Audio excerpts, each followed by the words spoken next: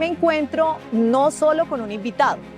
Unas torres de alta tensión que uno decía, no, ¿y esto qué va a suceder? Pues para nosotros no fue fácil asimilarlo. Decían que unas torres y un cable, hasta ahí nosotros no le prestamos como esa atención. Me parece interesante como ver todas estas características que tienen esos distintos proyectos que desarrollamos. Ustedes han sabido generar confianza.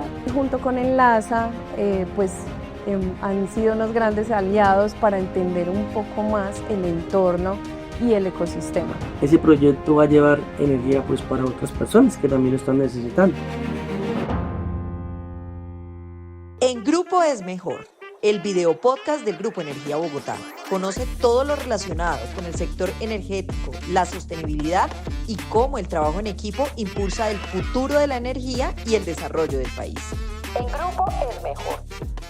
Hola, bienvenidos a En Grupo es Mejor, el video podcast del Grupo Energía Bogotá. Hoy me encuentro no solo con un invitado. Tengo invitados muy especiales de nuestras comunidades, de las áreas de influencia de los proyectos de Enlaza. Ustedes saben que Enlaza es una de las empresas más grandes de transmisión de energía eléctrica aquí en el país y pues decidí invitarlos a ellos para que ellos nos cuenten qué es ser propietario o qué es estar influenciado por alguno de los proyectos que pasan del Grupo Energía Bogotá. Recuerden que nuestro propósito superior es mejorar vidas con energía sostenible y competitiva.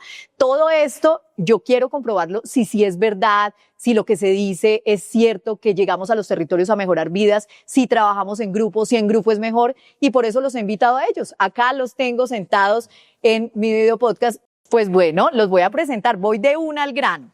Tengo a mi lado a Vicente Quintero. Vicente Quintero es del área de influencia del proyecto Sogamoso. Él está ubicado en Vélez Santander, en zona rural. En la vereda del Limoncito. ¿Y qué tiene usted allá? Digamos, en la parte económica de la vereda es la producción de chocolate. No, y uno dice Vélez Santander y uno se imagina bocadillos. No, acá no es bocadillo, sino cacao. Y también tenemos el banano bocadillo, el fruta. Que es el chiquitico y que uno se lo come así, exprimidito, rico. Esa es la base de la economía de nosotros. Y pues mi casa está al frente de construyeron la torre 228, 229 pues del proyecto. O sea, ¿usted le pasa una torre al lado de su casa? No, en la parte alta. Tenemos a Nayibe Sarmiento, que ella vive en el área de influencia del proyecto Chivor 2, ¿verdad? Sí, señora.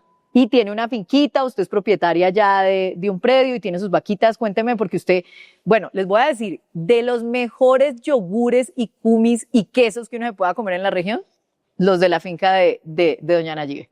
Uy, gracias, qué responsabilidad. Bueno, yo vivo en la vereda Boquerón, sí, del municipio de Chocontá. Esta vereda también, su economía es agricultura y ganadería a muy pequeña escala, ¿sí? Y también tenemos una organización campesina, una asociación campesina, en la que trabajamos sobre todo, pues, lecherías familiares campesinas. Tenemos una gratitud muy grande con el Grupo de Energía y con Enlaza, pues porque realmente como que nos han hecho perder los miedos y nos enseñaron a tener un producto terminado. No sé si seguirle contando o le cuento más adelante. Ahorita más adelante porque estamos presentándonos, pero sí, está muy interesante. Pero miren, me encanta porque tenemos variedad. Y no por ser la última, es la menos importante. Incluso, pues estamos aquí de esquina a esquina porque estamos como compartiendo, venimos del mismo territorio. Ella es Ivonne Morales, quien es de Armenia, del Quindío, pues, o sea, de Finlandia precisamente, o sea, de Finlandia, Quindío, que es uno de los municipios más turísticos y hermosos que hay en el Quindío. Y ella, pues, tiene área de influencia del proyecto Armenia. Fue un proyecto que ya vamos a hablar más adelante, pero dio también dolores de cabeza en ese relacionamiento al principio, pero logramos sacarlo adelante. Ivonne, bienvenida, y pues gracias por representar la tierra ya del eje cafetero que nos están escuchando también nuestros paisanos. Muchas gracias por la invitación. Y sí, Finlandia es uno de los pueblos más lindos en el mundo para hacer turismo rural. Y tenemos el proyecto que cruza toda la Reserva Natural Barbas-Bremen. Estamos ubicados en uno de los pulmones megadiversos más importantes del mundo. Y por eso mismo hubo pues tanta controversia, Sí fue muy difícil cuando ustedes llegaron al territorio, pero ahora tenemos varios proyectos de investigación bastante importantes para la ciencia y para toda la comunidad que nos rodea.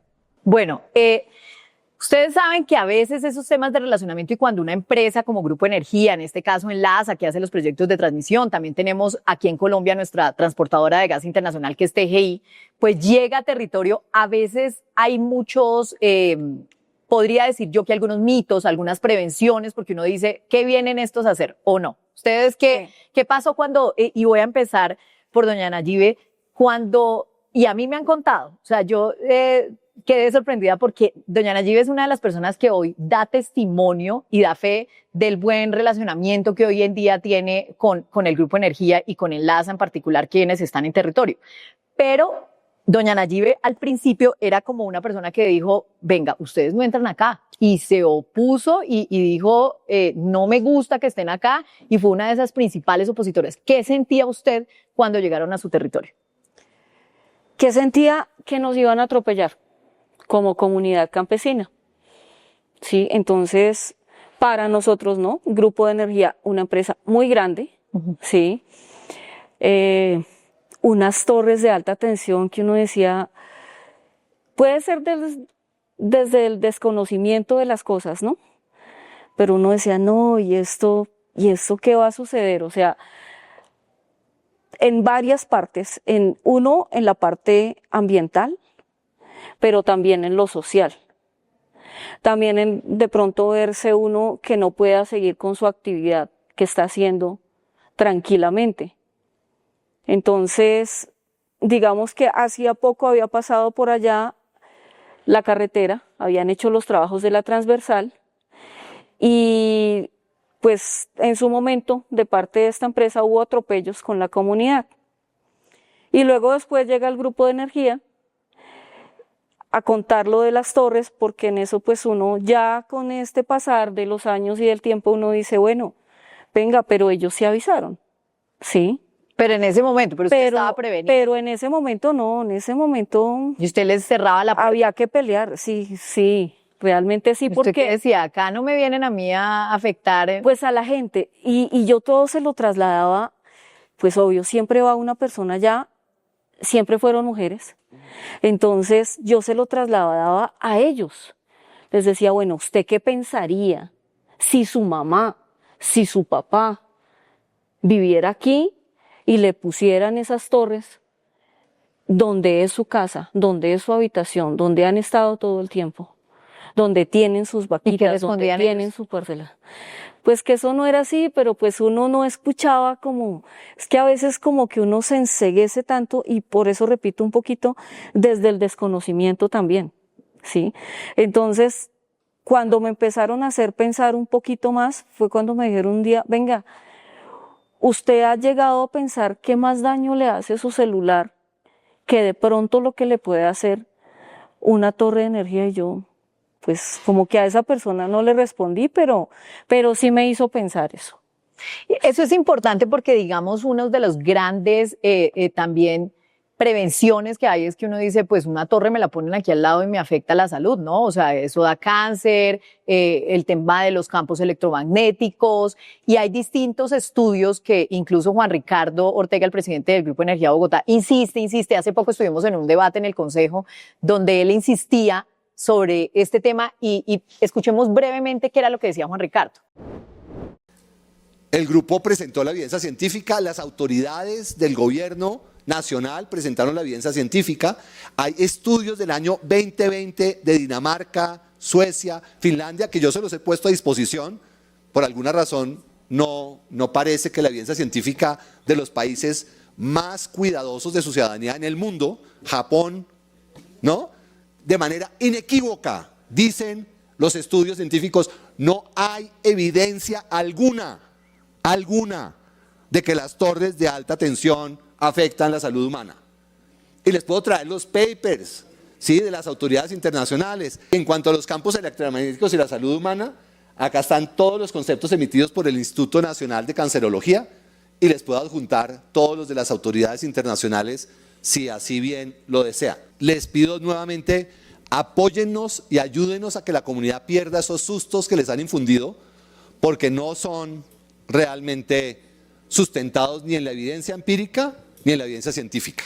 Frente a eso, y eran las preocupaciones que nos decía Nayibe, o sea, es como frente a mi salud, pues yo no quiero que me pongan una torre al lado, ¿no? O sea, era eso. Y Ivonne también me decía que cuando ella estaba ya en el proyecto Armenia, ella llegó, compró su terreno, ya los antiguos dueños habían hecho como un trato con la empresa y ella dijo, no, pues yo no compré esto con ese trato, yo no quiero la torre acá al lado.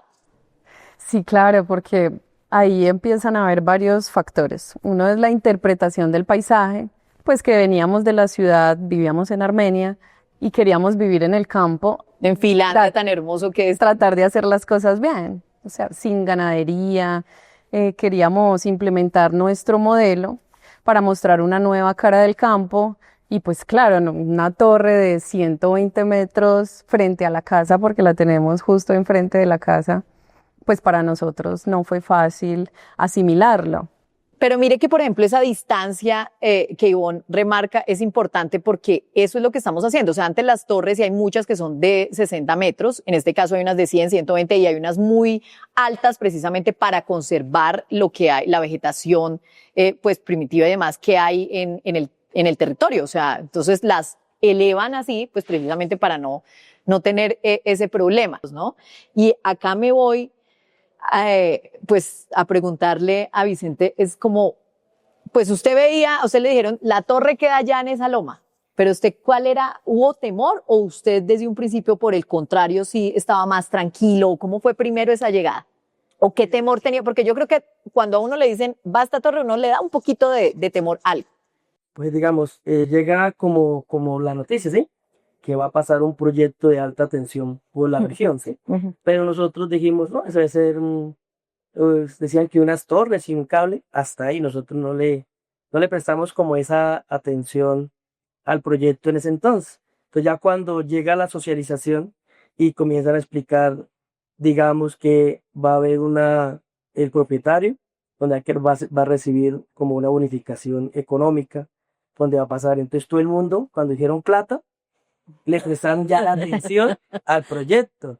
Listo, entonces ya empezaron pues la parte de topografía, donde posiblemente iban a quedar las torres, y entonces todo el mundo como a la expectativa, ¿será que pasa por mi finca? Entonces todo el mundo estaba como en ese... ¿Y cuánto me van a pagar también? ¿Cuánto me van a pagar? Listo, entonces ya después cuando nos hablan de la parte de inversión social, ahí fue cuando más llamó la atención, porque digamos, la vereda donde esto es lejos del casco urbano, de difícil acceso. Entonces dijeron, no, vamos a hacer una inversión social en placahuellas, vamos a hacer mejoramientos a las escuelas. Entonces ahí fue donde ya todo el mundo dijo, nos toca aprovechar el proyecto pues para beneficio de la región. Eso es importante porque pues uno puede decir, pues vienen acá y qué también le va a dejar esa empresa a los habitantes. O sea, yo creo que todo el mundo piensa eso. Y de pronto no es tanto el miedo a que si está o no la torre, sino le dejan algo en sus proyectos productivos, en los temas pues de educación y demás.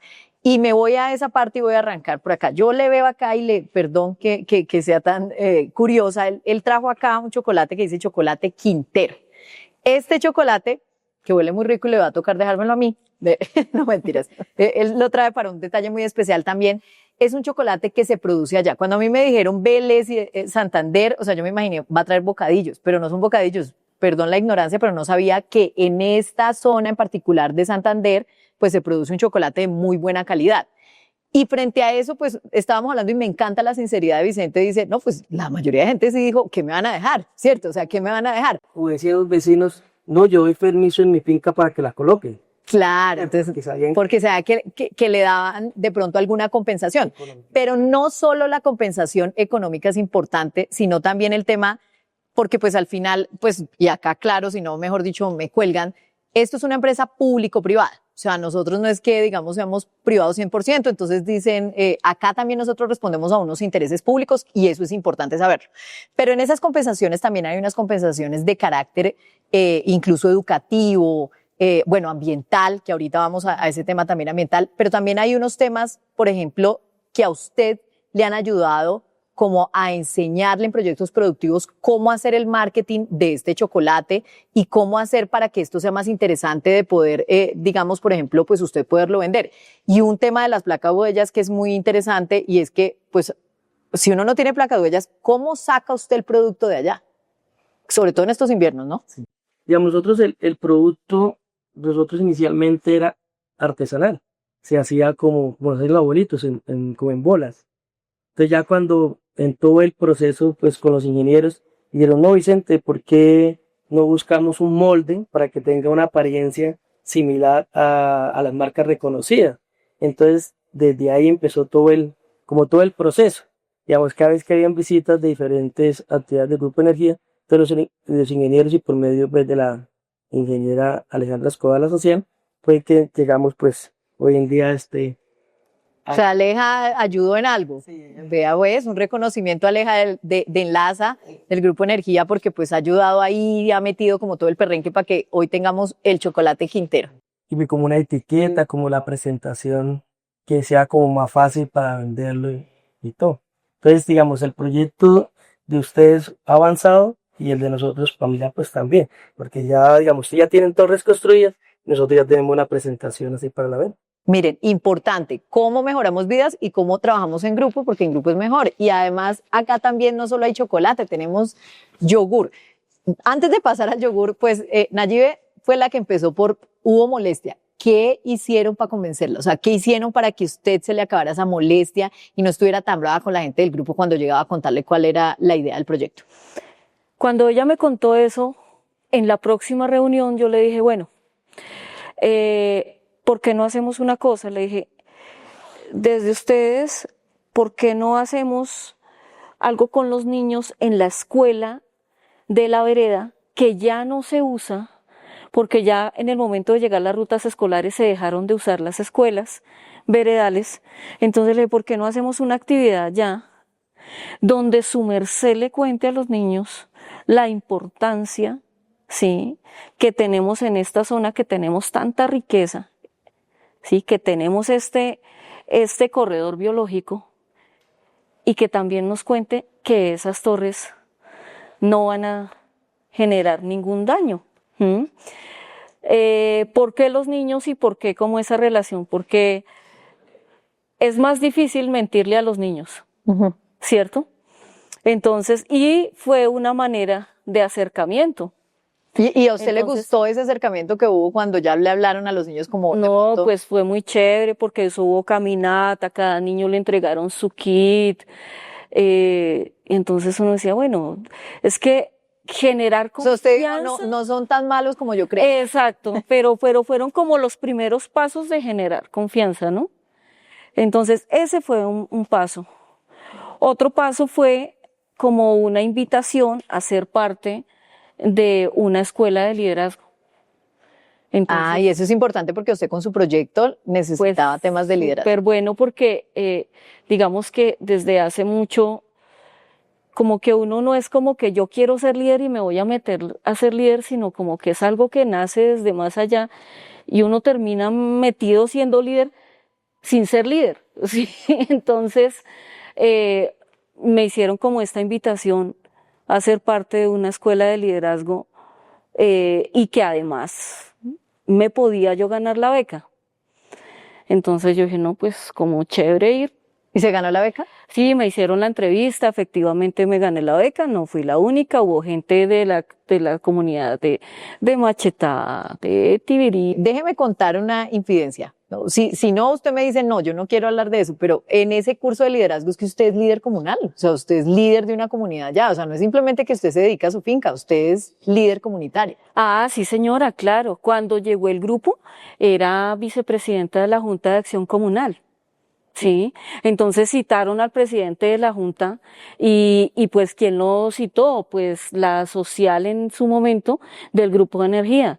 Entonces él, lo va a decir en palabras del presidente, dijo, allá me está llamando una vieja, vaya usted. y usted fue allá y mire. Sí, claro, y yo fui, pues, bueno, es que eso fue de verdad que todo un proceso. Y sí, no sé, a Pati donde esté un saludo porque sí tuvo una gran paciencia, mucha paciencia.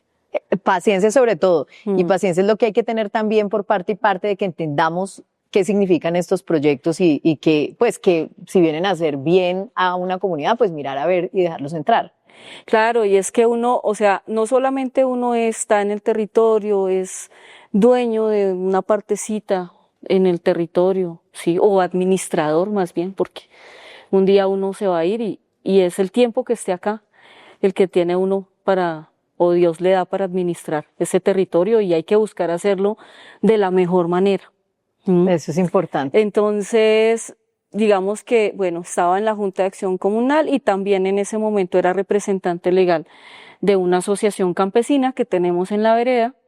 O sea que sí le sirvió bien el curso de liderazgo. Muchísimo, mucho, claro, porque logré comprender muchas cosas, logré entender de que pues eran necesarias las torres porque ya no era suficiente, sí, como la red que pasaba para abastecer de energía otros territorios, como por ejemplo Bogotá, municipios aledaños. Entonces uno dice, bueno, yo gozo de un beneficio, sí, y no me hace falta porque lo tengo, pero ¿y si no lo tuviera?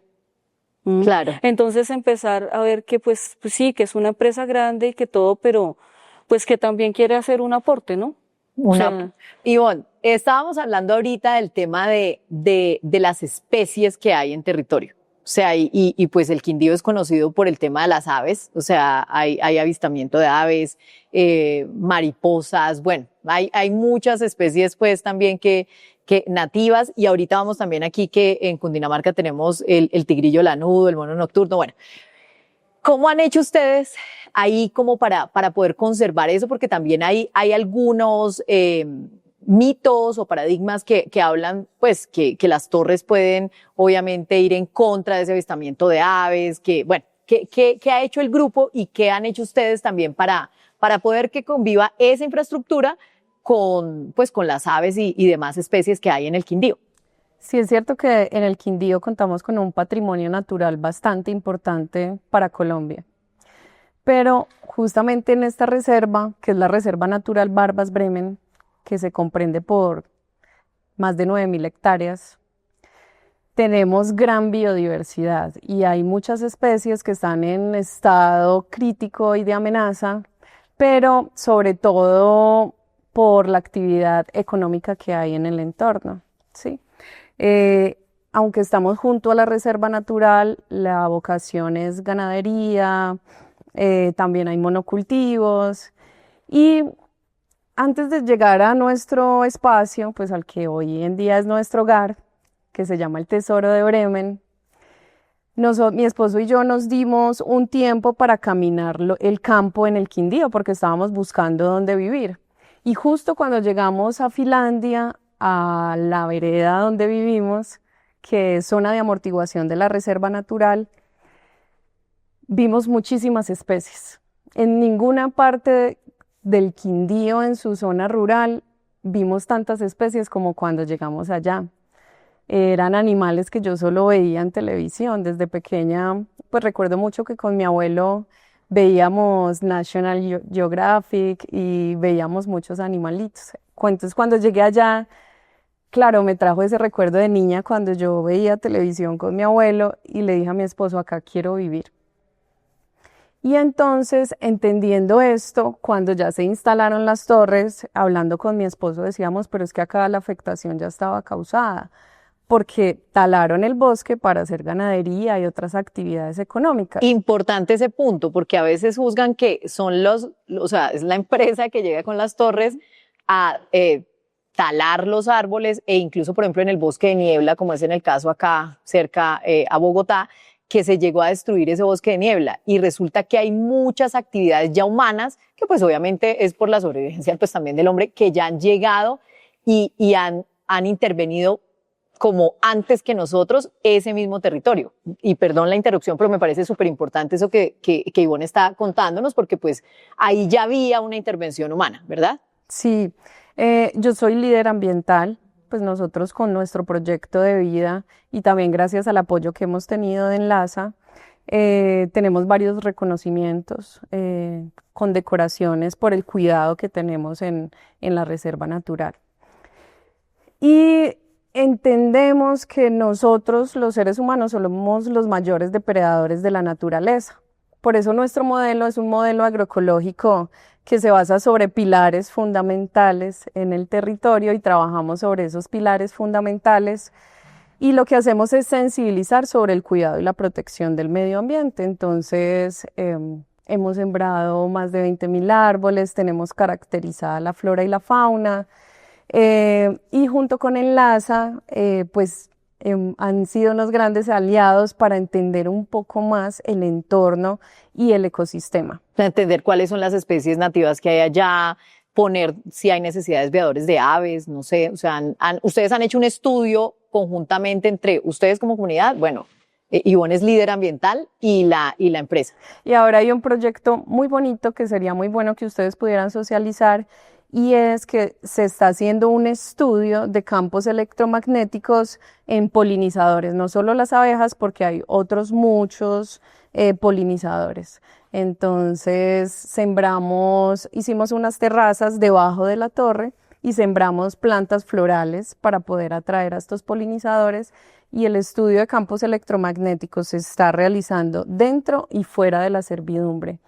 En un primer informe que tenemos ya, porque pues apenas se está madurando ese proyecto, se pudo evidenciar que hay más presencia de abejas debajo de la servidumbre que fuera de la servidumbre. O sea, sirven hasta para proteger las abejas en este caso, según me está contando.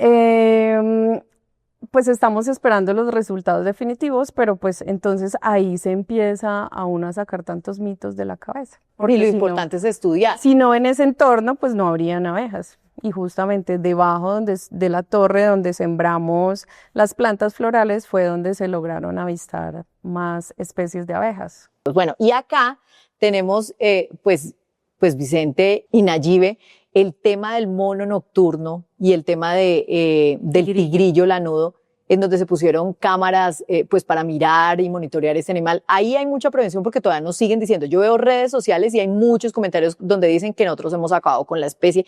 ¿Qué está pasando en territorio con estas especies? Pues en nuestro territorio está el mono nocturno. Es una especie que siempre ha estado con nosotros, pero nosotros no le damos como ese valor o como esa importancia, hasta que ya pues el Grupo de Energía, por medio de su aliado IAT, así como el estudio, coloca las cámaras, trampas, se hace como un monitoreo, y después nos plantean a la comunidad como la socialización y nos dicen: usted tiene una especie en vía de extinción, ¿por qué no nos articulamos y entre todos la protegemos?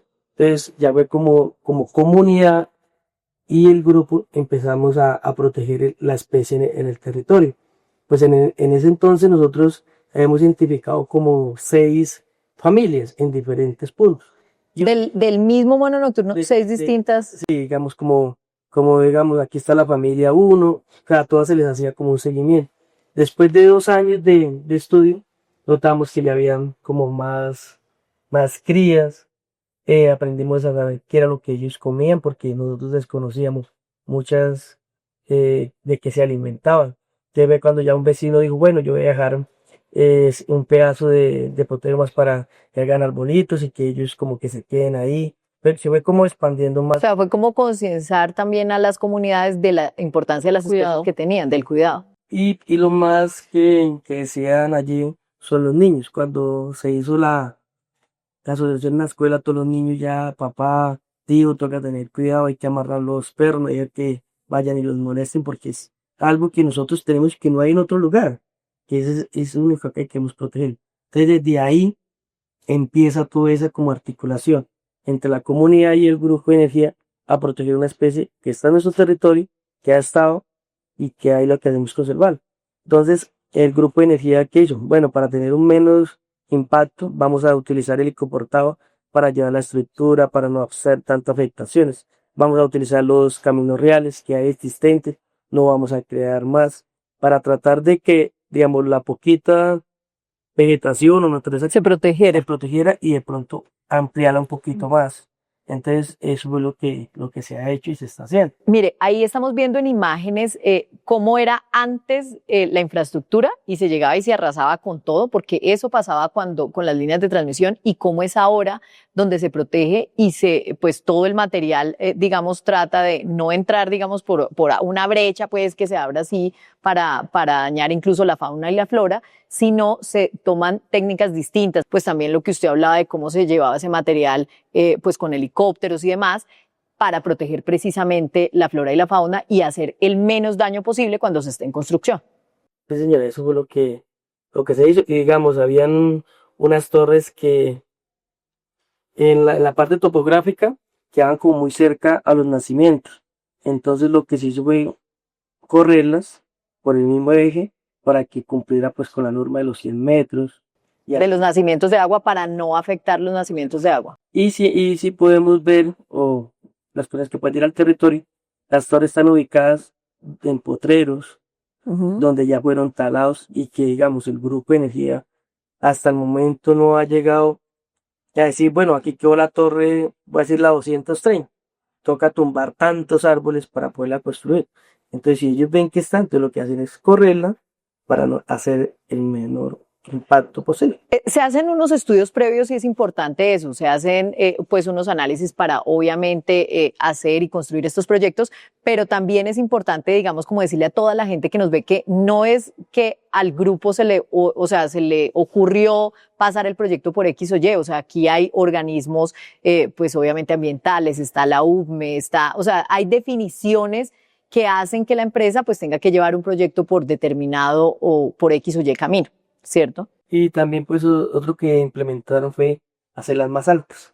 Que eso es súper importante. Entonces al elevar el nivel de la torre, pues entonces ya todos los árboles van a quedar por debajo y la afectación va a ser mínima, porque los árboles que hay no van ya a llegar a tocar la línea. Que eso es lo que vemos, por ejemplo, en el Quindío, torres de 120 metros. Sí, y nosotros seguimos reforestando. Bueno, de verdad me encantó esta conversación y ojalá los pudiera tener acá o de pronto irnos para algún territorio de esos ustedes me invitan. Sí, sería muy Yo chévere. la invito a mi bebé Bueno. para que vea la transformación de... Bueno, y me va a dar el fin el chocolatico es con estas tardes tan bellas en Bogotá. Yo creo que me llego y me tomo un Chocolate más Cierto, pelado. ya me tocó a mí. Ya me tocó a mí. Pues bueno, muchísimas gracias de verdad. No sé, me gustaría que cada uno se despidiera. Mensaje final, cortico.